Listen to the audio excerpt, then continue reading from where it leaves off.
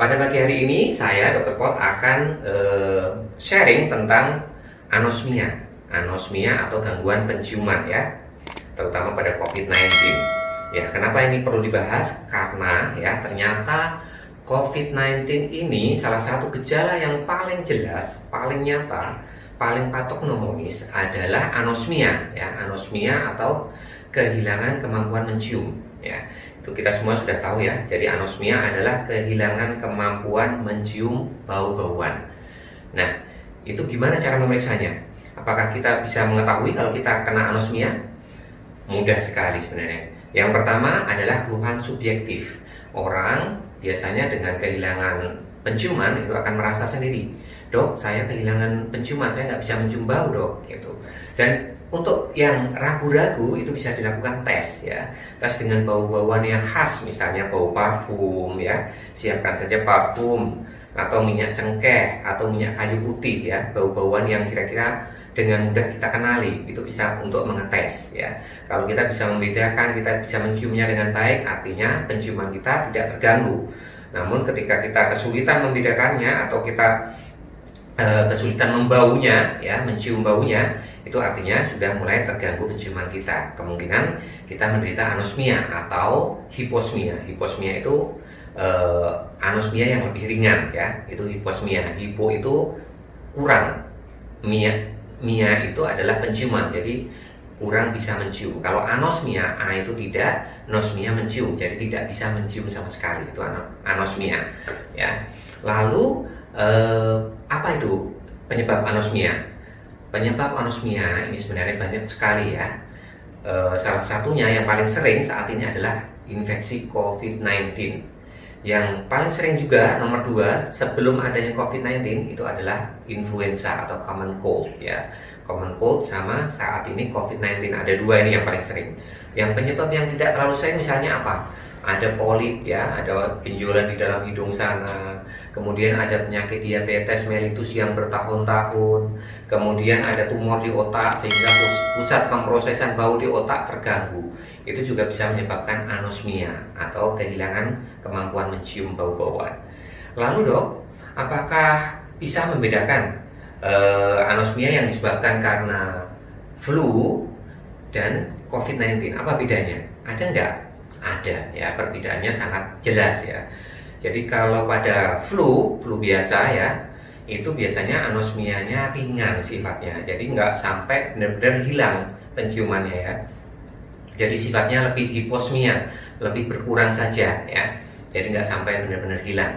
Terus kemudian cepat sembuhnya ya. Kalau pada flu biasa itu 1-3 hari saja, itu biasanya ya. Terus yang ketiga karena buntu, biasanya disertai buntu hidungnya.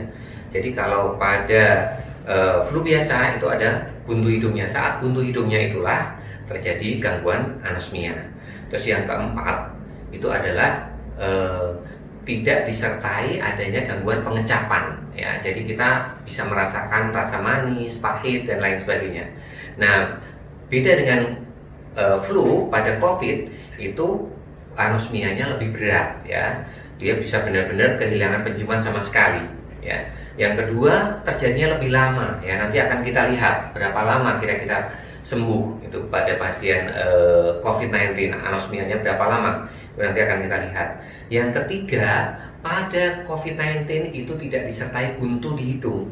Jadi hidungnya nggak buntu tapi nggak bisa mencium bau-bauan. Nah ini yang khas banget pada COVID-19. Terus yang keempat biasanya disertai gangguan pengecapan ya. Jadi merasakan pahit, merasakan rasa-rasa makanan juga sangat berkurang itu pada COVID-19 ya. Beda dengan pada influenza tadi. Terus kemudian pada COVID kapan terjadinya anosmia? Ya, ini yang perlu kita ketahui. Jadi kita nanti ketika terjadi itu kita nggak bingung ya. Pada COVID-19 biasanya 15% pasien mengalami anosmia itu sebelum terjadi gejala apapun ya. Nggak ada meriang, nggak ada sakit kepala, nggak ada batuk, nggak ada sakit tenggorokan, nggak ada flu, tiba-tiba kok anosmia, tidak bisa mencium.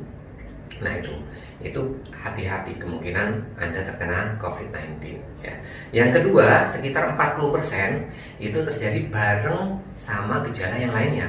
Gejala yang lainnya ada yang batuk, pilek ya, meriang badannya, sakit semua ototnya muncul, tiba-tiba kehilangan penciuman juga, itu 40% ya. Yang paling banyak adalah yang terakhir, yaitu setelah terjadi gejala. Hari ini terjadi gejala, mulai meriang ya, 2 hari, 3 hari kemudian tiba-tiba kehilangan penciuman ya, anosmia terjadi. Anosmia itu terjadi pada 45% pasien ya. Jadi kalau kita terjadi gejala flu terus tiba-tiba anosmia, itu nggak usah terlalu khawatir, itu memang banyak terjadi ya. Kemudian kapan sembuhnya dok? Saya sudah 1 bulan dok anosmianya, tapi kok nggak sembuh-sembuh. Saya udah 3 minggu dok, ini tambah berat gitu ya. Itu pada banyak studi ya, itu sekitar 13% itu sudah sembuh pada minggu pertama, sebelum minggu pertama ya, cuma 3 hari aja, itu 13% ya. Terus 1 minggu baru sembuh, itu sekitar 35%. Jadi 35% pasien yang mengalami anosmia pada COVID itu sembuh setelah 1 minggu. Jadi sisanya yang 65% belum sembuh ya. Terus kemudian sekitar 2 minggu itu terjadi pada 61% pasien ya. 61% pasien sembuhnya setelah 2 minggu. Kemudian ada juga yang 3 minggu baru sembuh ya. Sekitar 67% pasien itu sembuhnya setelah sampai 3 minggu itu baru sembuh ya, meningkat ini. Jadi yang 30% itu belum sembuh 3 minggu. Jadi nggak usah khawatir kalau misalkan dok, saya ini sudah 4 minggu tapi anosmia saya belum membaik, gimana ini dok? Apakah saya ini masih sakit berat? Enggak ya. Itu memang anosmia itu pelan-pelan ya sakitnya, sembuhnya. Ada juga yang sampai 4 minggu, sekitar 25% anosmia yang terjadi pada COVID itu sembuh setelah 4 minggu, jadi cukup lama ya. Terus apakah ada obatnya? Ya, sekarang ini banyak sekali obat yang dikatakan katanya obat anosmia. Ada yang meneteskan minyak kayu putih ke hidung, ada juga obat tetes hidung yang berupa steroid ya. Terus kemudian ada obat minum juga, katanya obat anti alergi dan lain-lain sebagainya. Kemudian obat pilek dikira bisa menyembuhkan anosmia. Apakah itu betul? Ternyata dari banyak studi tidak menunjukkan bahwa obat-obatan itu membantu pasien anosmia untuk lebih cepat sembuh ya. Tetapi saat ini yang diteliti adalah olfactory training ya, latihan mencium. Itu rupanya bisa membantu untuk mempercepat kesembuhan, walaupun hanya sedikit saja bedanya dengan yang nggak latihan ya. Kalau dalam penelitian yang nggak latihan penciuman itu sekitar 73% sembuh ya, nggak diapa-apain sembuh. Tapi dengan latihan itu meningkat jadi 83% ya, lebih banyak yang sembuh. Itu jadi sedikit membantu. Nanti di video berikutnya akan saya ajarin bagaimana cara melatih penciuman kita ya supaya lebih cepat sembuh ya. Terus kemudian apakah perlu cemas dok kalau kita mendapatkan gejala anosmia ini? Nah ini yang perlu benar-benar dicatat, bahwa ketika Anda semuanya, kita semuanya itu menderita anosmia saat COVID, itu justru harus bersyukur. Kenapa?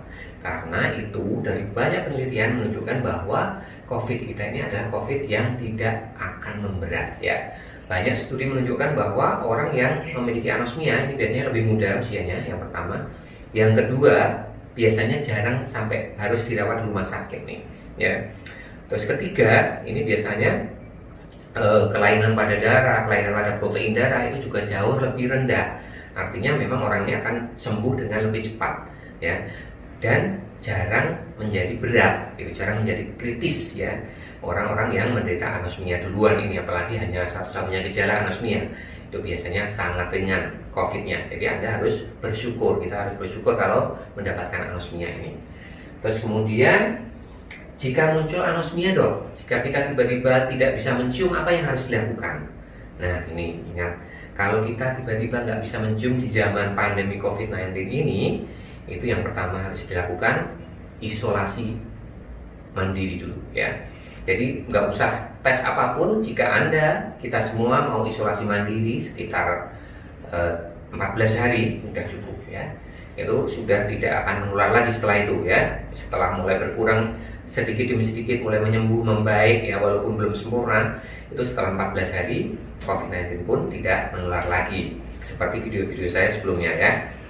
Terus yang kedua, Kalau memang misalnya ragu dan memang harus ketemu dengan orang, harus kerja dan lain-lain sebagainya, langkah yang harus dilakukan adalah kita melakukan tes swab ya. Jadi nggak usah panik, kita swab aja, kita lakukan tes apakah kita benar-benar terkena COVID atau ada penyebab yang lainnya ya.